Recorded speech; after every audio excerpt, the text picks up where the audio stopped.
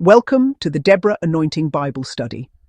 Before we begin, please have your Bible study listening companion with you so you can write as you listen.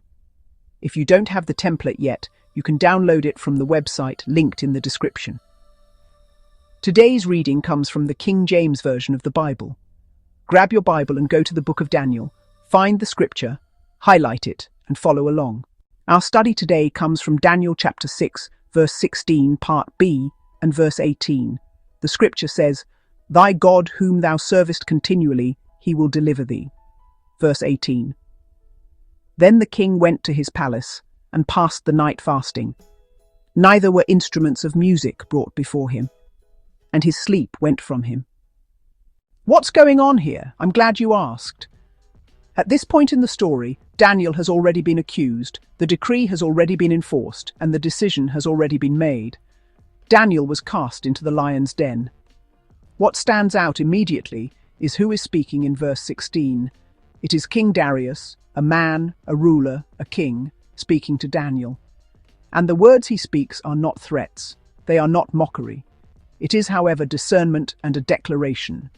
He says, "Thy God, whom thou servest continually, he will deliver thee." Those words matter. Why? Those words matter because they reveal what Daniel's life had already preached, without Daniel saying a word. Let's break it down. Number 1, the king names Daniel's God. Darius does not say your God casually. He says thy God with recognition.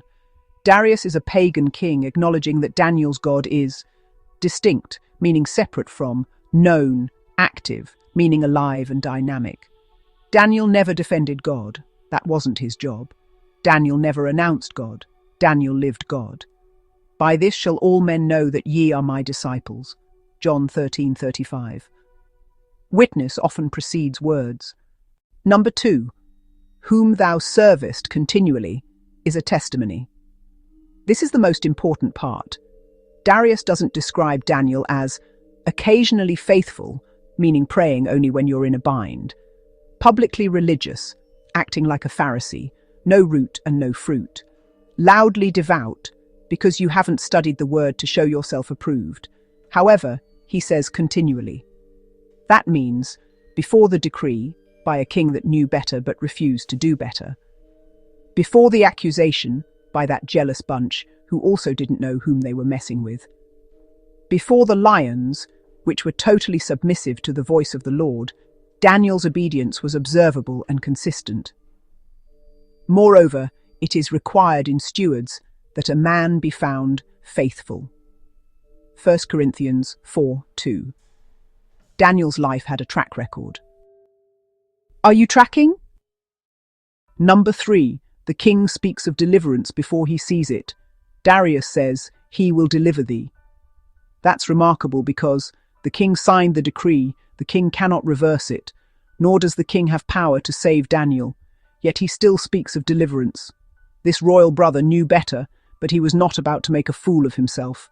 He left that to the Lord, as he should have. This tells us something sobering.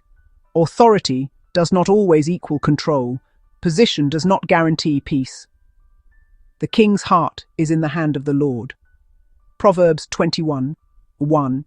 God uses the king's own mouth to declare hope, while the king himself goes home sleepless. That's what usually happens when your conscience isn't clear. Number 4, Daniel never asked for this declaration from King Darius. Daniel did not request validation. He didn't seek approval. Nor did he ever once explain or justify his faith. The declaration, first, and testimony, second, came from someone watching his life. "Let your light so shine before men." Matthew 5:16. This is the power of a life aligned to the word of the Lord. Others name your God, he will justify you. Others acknowledge your consistency, your life bears the fruit of the Spirit. Others speak faith on your behalf, decrees and declarations of blessings. Now let's break down verse 18. 1. He fasts because power failed him. Kings did not fast when things were going well, any person for that matter. Fasting is a response to helplessness, hopefulness, and desire. Darius has authority, wealth, and position, but none of it can save Daniel. So the king does what humans do when control collapses. He abstains. When my heart is overwhelmed, lead me to the rock that is higher than I. Psalm 61, verse 2. This matters because it shows that earthly power reaches a point where it can do nothing. Daniel is in a den with lions. The king is in a palace with fear. 2. He refuses music because distraction won't work. Music in royal courts wasn't casual background noise. It was used to soothe, distract, entertain, mask anxiety. Darius refuses it. Why? Because this situation cannot be numbed.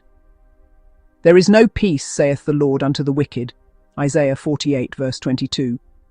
This tells us no amount of comfort can silence conviction. No distraction can quiet a troubled conscience. Daniel's faith created a disturbance the king could not escape. 3. His sleep leaves him, because conscience is louder than lions. This is one of the most telling details. Daniel should be the one restless. Daniel should be the one afraid. But Scripture shows the opposite. He giveth his beloved sleep. Psalm 127, verse 2. Sleep leaves the king because he knows the decree was unjust. He knows Daniel is innocent. He knows he signed it anyway, that knowledge keeps him awake. Daniel, however, has already settled his obedience. Don't think for a moment that you can escape the full weight of the Holy Spirit resting on your consciousness. Why does Scripture mention this at all? Because the contrast is the lesson.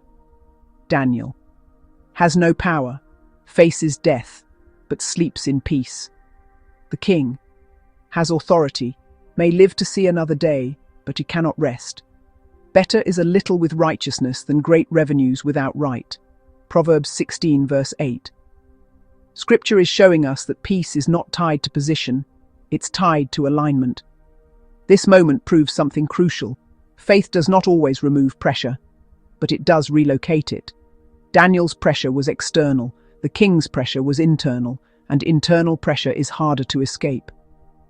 The spirit of a man will sustain his infirmity, but a wounded spirit who can bear. Proverbs 18:14. Why Daniel 6:18 matters in one sentence. This scripture proves that faith lived quietly can confront power loudly, and that a life of consistent obedience can cause even kings to speak hope they themselves cannot fulfill. Daniel didn't preach, his life did. Here's what we now understand from this study. Daniel is facing death, yet remains steady. The king holds power, yet is deeply troubled. Daniel wore his devotion out loud. Now we see the effect of that devotion on someone else. The king acknowledges Daniel's God, not casually but with conviction. He speaks deliverance before he sees it. This passage also reminds us that words are not neutral. The king's words reveal belief, even if incomplete. And his sleepless night reveals the weight of responsibility he cannot escape. This teaches us something important. God can use a life of consistent faith to confront the conscience of others. And authority does not always equal peace. Word study. Let's focus on a specific word in this passage, deliver. In Aramaic, the word used is sheziv, which carries the meaning of rescue, pull away from danger, or preserve. It implies intervention that cannot be achieved by human strength alone. When the king speaks of deliverance, he is acknowledging a power greater than his own authority. Daniel did not say these words. The king did. Personal, practical application. If you are using the companion template as you write in this section, make this personal to you. Daniel chapter 6, verses 16 and 18. Invite us to consider two things at once. What kind of witness does your life show when you are silent? And what do your words reveal when you are under pressure? In everyday life, this may look like standing firm without defending yourself. It may look like trusting God even when others speak outcomes you cannot control, nor can they. Or it may look like realizing that people are watching more closely than you think. Use the example. but write what this looks like in your life. As we pray, you may also write additional prayer points using Daniel chapter 6, verse 16, part B and verse 18 as your anchor. Let us pray. Father, we thank you for the power of a faithful life. We thank you that even when circumstances are out of our hands, you remain in control. Teach us to serve you continually, without fear of outcomes. Let our lives speak truth even when our mouths are silent. And give us rest that does not depend on position or power, but on trust in you. In Jesus' name, amen. If you have not yet downloaded the Bible Study Listening Companion, you can find it using the link in the description. Return to this passage and consider what your life says about the God you serve, even when you are not the one speaking. So then faith comes by hearing, and hearing by the word of God. Romans chapter 10, verse 17. Meet us here next Wednesday as we cross-reference from the book of Acts. Thank you for studying with the Deborah Anointing.